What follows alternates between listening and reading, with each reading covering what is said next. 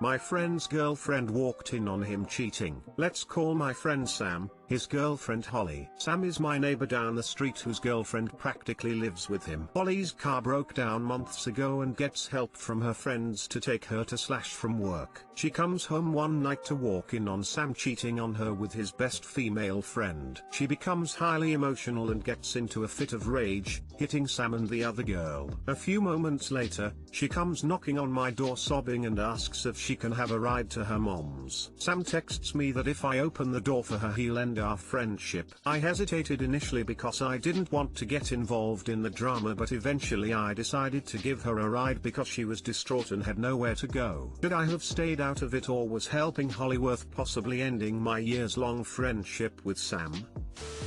Sam sounds like a thunder cunt.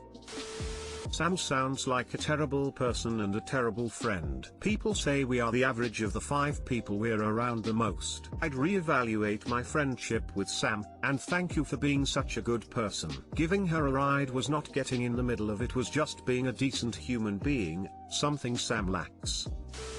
What you should do is tell Sam that you are in no way comfortable with him putting you in such a situation where you now need to make a choice. Honestly, I'd be done with Sam cheating on his GF while she's at work and then threatening to end your friendship if you help her. She becomes highly emotional FFS, of course she does. No friendship is worth this nonsense.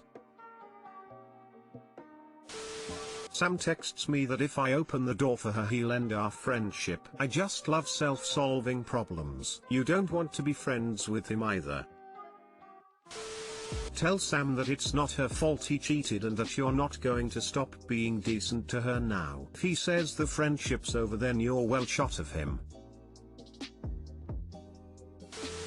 Husband admitted he isn't attracted to me after weight gain. Edit. Wow, I was not expecting these amazing responses. Thank you so much everyone. A lot of people have pointed out that it's important that I wait for myself and not somebody else. They're absolutely right, and I will keep that in my mind. I have to love myself and choose to be healthier for myself. Everyone shared some great tips too. I will talk to my husband about my feelings. If he continues to mistreat me, then I'll have to rethink it all. Thank you again everyone. 20 This is long, so please bear with me. I've F30, been married for 3 years. For most of this time, we lived with my terrible mill. In my culture, it's expected to do so. She had her nice moments but was awful in general. I recently managed to move out, which is so amazing, but due to childcare/work complications, my husband, M35, stays with his mum 2-3 days a week. I used to comfort eat, but before moving out, after I had a baby, 18 months, I put on a lot of weight. I'm currently 80 kilograms and 5 feet 4 inches in height. I'm working on getting rid of this by eating healthier and exercising. My husband had been emotionally withdrawing and doesn't initiate sex anymore. Once I got changed and I saw the look of disgust when he saw my belly. I noticed he was getting closer with his female ex-colleague who was trying to leave an abusive husband. He also spent his extra time with friends. I confronted him recently saying I felt neglected, but he responded to say he was simply unattracted to my weight. I know I'm fat and I can try harder to be better. I hate my body post-pregnancy and feel like a pig at times. Losing weight will definitely make me feel good. Don't know what I'm expecting by posting. Advice on losing weight and staying motivated maybe? Thank you for reading. It's not about diet guys, it's how he treats his wife. If she wants to lose weight and feel better about her body image, she has to do it for herself, not him. Hey lady, I'm married, in a long-term relationship. Take my advice as you will. This is my point of view. He is not your friend or committed to you in a real way. If his eyes and thoughts are straying because you've gained weight, he doesn't actually view you as a lifelong partner, or someone he's invested in long-term. I'm so sorry you're experiencing this. He doesn't sound like a kind partner. He may not be worth your time. Take care of yourself. I read where you said look of disgust at your belly. the belly that carried his baby, and I felt like crying. It's okay to admit he doesn't find being overweight attractive, but disgust, really? That's just terrible. And distancing himself from you because of your weight is also another low blow. Doesn't he realize how much this can affect you mentally? I'm so sad now. That's just mean. It was only when I wrote it out that I realized how sad I was. He looked so revolted. I think it was also my stretch marks. First of all, he shouldn't be avoiding hanging out with you. I know if my husband got fat I would still want to hang out with him because we have fun together, but he is within his right to not be attracted to the extra weight. I get it. I had a child 15 months ago and I'm pregnant with my second. I gained 15 pounds after delivery that really made me feel gross. I was within a healthy weight before getting pregnant, so I joined Weight Watchers. It was great. I lost 30 pounds in 4 months and it was all done in a healthy way. Right after hitting my goal weight I got pregnant, so I'll have to rejoin that after I give birth. I say lose the weight for yourself and talk to your husband about not hanging out with you. Maybe talk to a marriage counselor. I gained as much weight as you did and I'm shorter. I got bad stretch marks on my belly. My husband has never ever made me feel bad about it. I did that on my own. Took more than a year, but I'm getting back in my pre-pregnancy body except for the stretch marks. We're having sex more frequently, but again, he's never ever made me feel less loved. He knows I sacrificed my body to have our children and now I'm getting it back by working out, controlling what I eat and wearing corsets, which is something I used to do pre-pregnancy. It takes time. It takes support to get healthy again. But to maintain a relationship it takes respect. He's breaking your trust. Healthy attractive bodies come and go, but love and respect, if broken, will never repair.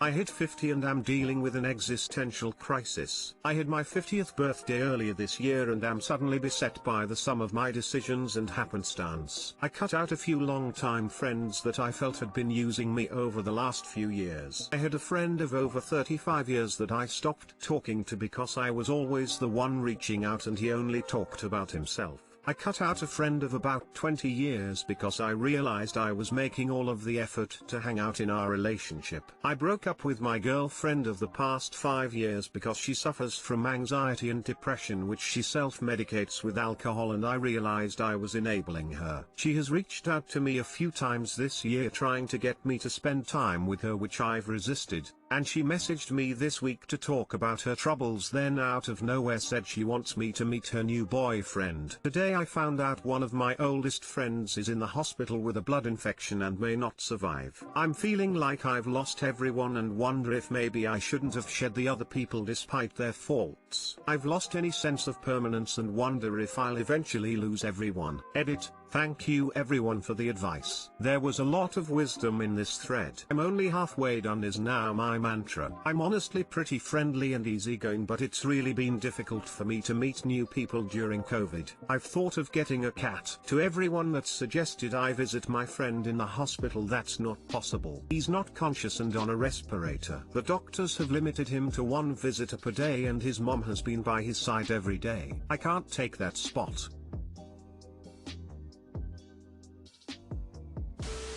Obviously 2020 has been really difficult on everybody, but it sounds like you thought carefully about cutting these people out of your life, and that you had good reason for doing it. Everyone has their own opinion, but personally I feel like it's better to be alone than with people who bring you down. Are you doing anything to meet new people and make new friends? Depending on where you are, going out and socializing may or may not be an option for you, but there is a lot of online activity available that you could get involved in.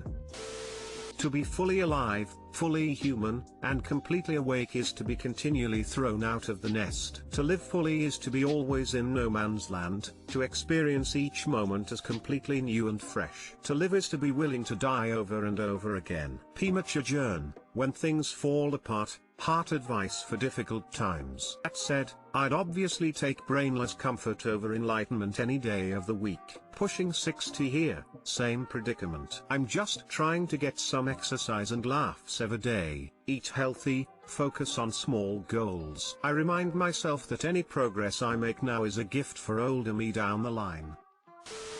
I'd just like to say that it's never too late to start something again. This can mean trying to meet people who add to your life or reaching out to those who you've cut out, but this time with boundaries that don't make you miserable. Maybe there's a compromise. The only other thing I'd say is don't doubt yourself, you did what you needed. And eventually, yes, we do lose people, but we can make the most of it until then. Don't think in terms of quantity but quality. I'll be 65 in April of next year and fully get the sense of starting to see lots on the horizon coming up quickly. I, as well, this year made some decisions on relationships. The simple question was, who has been intentional as we have about relationship, and the relationship is beneficial to all of us. Next, so far as dating, you are in a good place as well to look at new relationships. You have the maturity to look beyond the surface and see the things that a long-term healthy relationship. Add on top of that the fact that at 50 and over, a really nice stable guy that treats a woman well is an incredibly popular guy. My wife works in senior living and I accompanied her to an event in a 50 and over community and I felt like the homecoming queen in high school. All the single ladies were very friendly. As we no longer live in community, so many people find themselves in the same place, so connecting with people that are interested in friendships are not hard. I think you made a good decision to have a fresh start. Now, just start making small steps and you'll see results. Hopefully in 15 years when you are where I am, I think you will be much happier.